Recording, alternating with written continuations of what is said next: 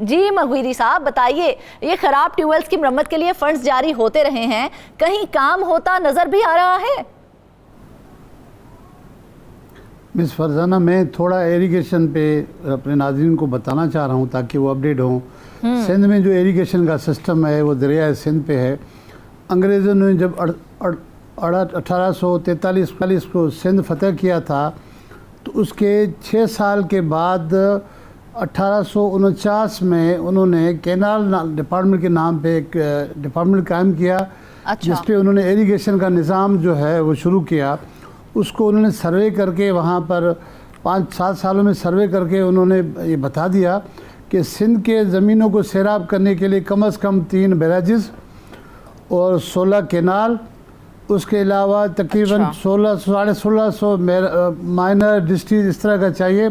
उसके अलावा कोई 45,000 के करीब वाटर कोर्सेज चाहिए ताकि सिंध की कोई 60-70 लाख एकड़ ज़मीन को आबाद किया जा सकता है। उसको बेस बना के आज तक जितना भी काम हो रहा है उसी पे हो रहा है।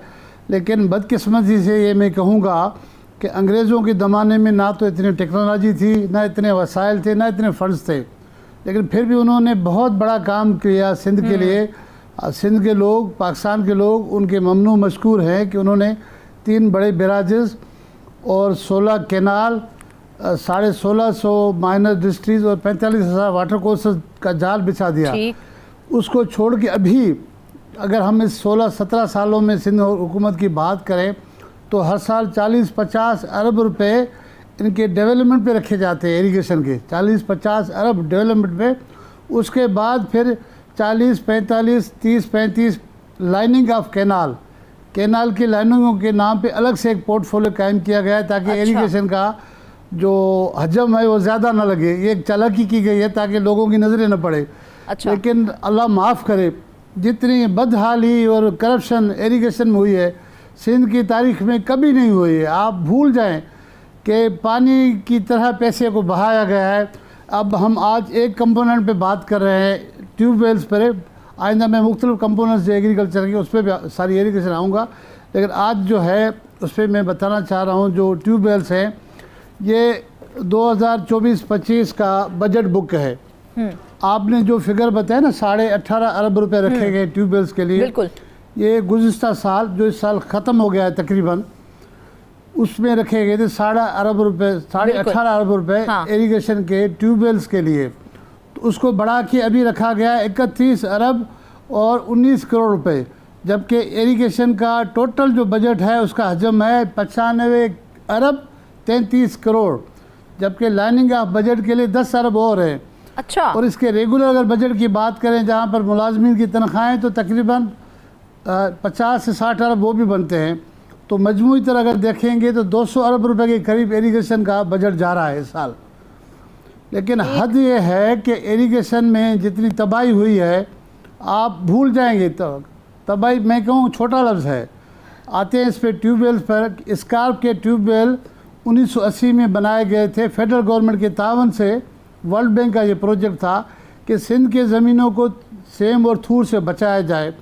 वो ट्यूबवेल लगे, वो ट्यूबवेल अभी तक रिकॉर्ड में चल रहे हैं, लेकिन हकीकत ये है कोई 4000 से ज़्यादा ये ट्यूबवेल जो हैं वो उसमें 70 से 80% नाकारा हैं।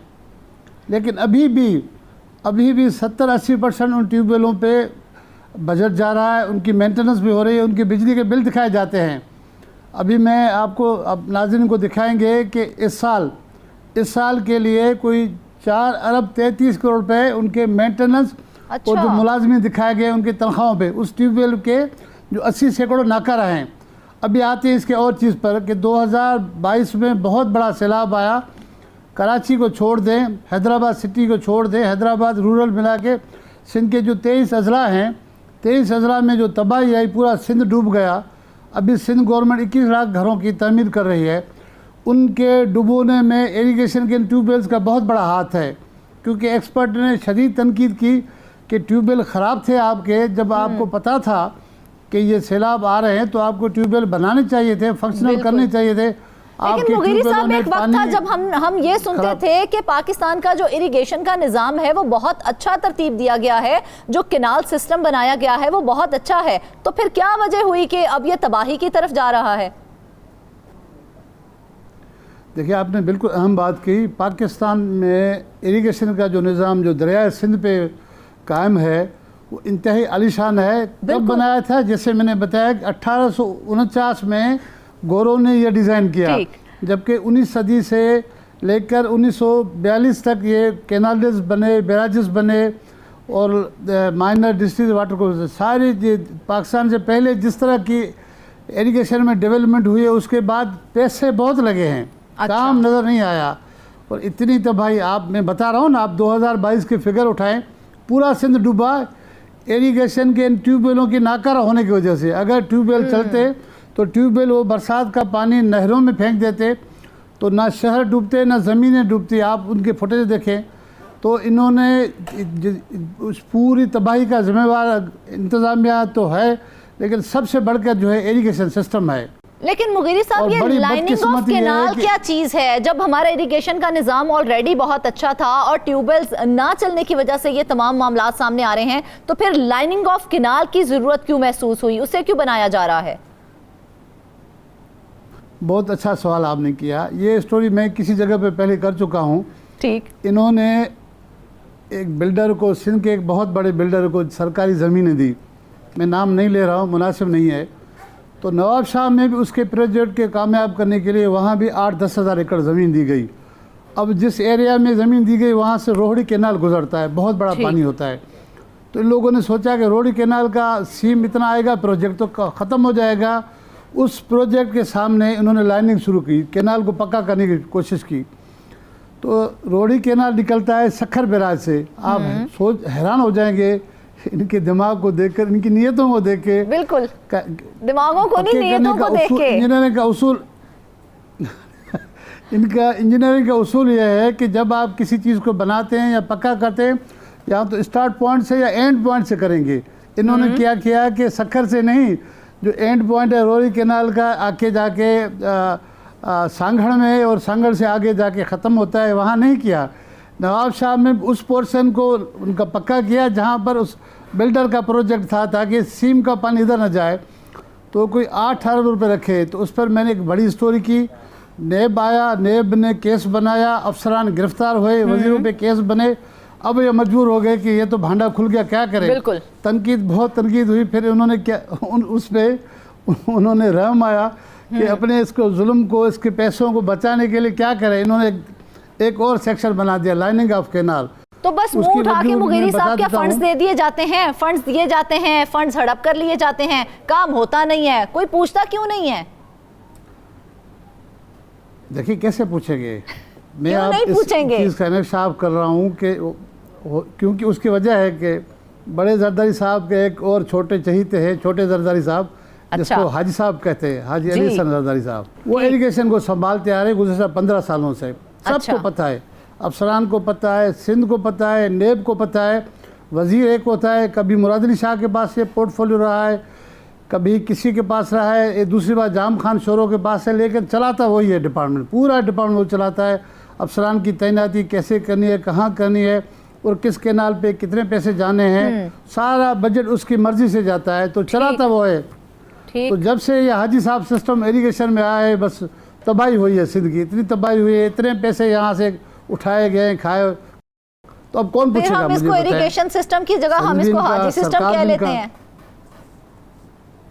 मैं तो कहता हूँ ये बेहतर होगा कि सिंध में जैसे सिस्टम बनाया जा रहा है, तो यहाँ इरिगेशन वाले सिस्टम को हाजी साहब सिस्टम कहा जाए तो गलत नहीं होगा। सबको पता है ये, लेकिन कोई बोलने के लिए तैयार नहीं है। कुछ लोगों को लालच है, कुछ को खौफ है, लेकिन अल्लाह का खौफ किसी के पास नहीं है, फंड्स का खौफ किसी के पास नहीं है। इतने छोटे से सूबे में इतनी बजट मिली है, आप कम से कम अगर 40-50% खाएं तभी 50% की रकम इतनी ज़्यादा है। बिल्कुल, कि पूरा सूबा जो इरिगेशन का, मैं कहता हूँ अंग्रेज़ों से ज़्यादा अच्छा ये सिस्टम कर जाते। अब सिस्टम अच्छा होता है इरिगेशन का तो यकीनन पैदावार ज़्यादा होगी, काश्तकारों को फ़ायदा होगा, काश्तकारों को फ़ायदा ज़्यादा होगा। सिंध में ज़्यादा ज़मीनें अब इनकी हो गई हैं, इनके बंदों की हो गई है। तो ये सोचते भी पता नहीं किस अंदाज से हैं कि वहाँ कितना इनको फ़ायदा होता अगर इरिगेशन के सिस्टम को आप जदीद करते, दुनिया के नए तर्ज के मुताबिक लेकर आते। अभी भी पुराना जो अंग्रेज़ों वाला सिस्टम है उसी पे चल रहे, उसी पे भी चल नहीं रहे, उसी को भी बिगाड़ दिया है। आज एक ख़बर आई है कि अपने सखर बैराज के 2 गेट जो है वो टूट गए, जिसमें एक गेट ही उड़ गया है। अच्छा, सखर बैराज का गेट उड़ गया है, जिसकी वजाहतें दे रहे अभी तक के काम जारी है, काम जारी है। लेकिन इनसे कौन पूछेगा कि ये सखर बैराज के रेनोवेशन पे, ये नए दरवाज़ों पर जो अरबों रुपए खर्च हो गए हैं, वो खर्च कहाँ हुए, कैसे हुए, फिर ये दरवाज़ा कैसे टूटता है। 100 साल पहले अंग्रेज़ों ने ये बना के दिया तो दरवाजे टूट नहीं रहे थे, दरवाजे बह नहीं जा रहे थे। 3 साल इन्होंने पहले लगाए, मरम्मत किया, तो अब टूट भी रहे। नई चीज जो लगाई जिसको ज्यादा अच्छा हम कह सकते हैं कि अच्छे तरीके से लगाया गया होगा और बेहतरीन मटेरियल यूज किया होगा, वो कुछ ही सालों के बाद जो है तबाहाली का शिकार हो गया, और जो कई सालों से कई साल पुराने जो लगे हुए हैं वो आज तक चल रहे हैं। जी देखिए, मैं कह रहा हूँ ना कि तकरीबन आप बताएं ना कि सखर बैराज को बने हुए भी तकरीबन 100 साल हो गए हैं, तो उसको अंग्रेज़ों ने बनाया था। वो जो लैंसडाउन पुल है वो रिमार्केबल है, उनको मेंटेन नहीं कर पाए हैं। इस तरह का नया कुछ बना कर तो नहीं दे सके, ये उनको मेंटेन नहीं कर पा रहे। कितनी बड़ी बदकिस्मती है। सिंध के लोग कहते हैं भाई आप खाएं, आप सियासत करें, इतना खाएं कि आपकी सियासत चल सके, इतना ना खाएं कि सिंध के लोगों की किस्मतें और उनके जो है सारी चीज़ों को बर्बाद कर दें। तो हो यही रहा है कि खा बहुत ज़्यादा रहें और लगा बहुत कम रहें, जिस वजह से ये चीज़ें तबाही हाल का शिकार तो है। मुगीरी साहब, करप्शन की ये गंगा तो इरिगेशन में और लाइनिंग केनाल में तो बहती चली जा रही है, इसके रुकने का कोई इम्कान भी नजर आ रहा है कि नहीं? आप हैरान हो जाएंगे मिस फरजाना के 8 साल पहले, जब बल्कि 10 साल पहले कायम अली शाह साहब वज़ीर आला सिंध थे, बिल्कुल, तो उनको भरी प्रेस कॉन्फ्रेंस में हमारे किसी दोस्त ने कहा कि शाह साहब आपने जो शिमाल डैम्स जो बनाने के लिए पैसे दिए थे उसमें तो बहुत बड़ी करप्शन हुई है। अच्छा, आपको पता है कि शिमाल डैम्स के नाम पे क्या हुआ है? आप रिकॉर्ड उठा के देखें, आप यूट्यूब से देखें कि कायम अली शाह साहब ने खुद कहा कि मुझे पता चला है कि 50 अरब रुपए की करप्शन हुई है। किसमें? अच्छा, शिमाल डैम्स में। और मैंने, हाँ, उन्होंने ऑन द रिकॉर्ड कहा कि 50 अरब रुपए की करप्शन हुई है शिमाल डैम्स में। और मैंने एंटी करप्शन को कहा हुआ है कि आप जो है वो इंक्वायरी करें।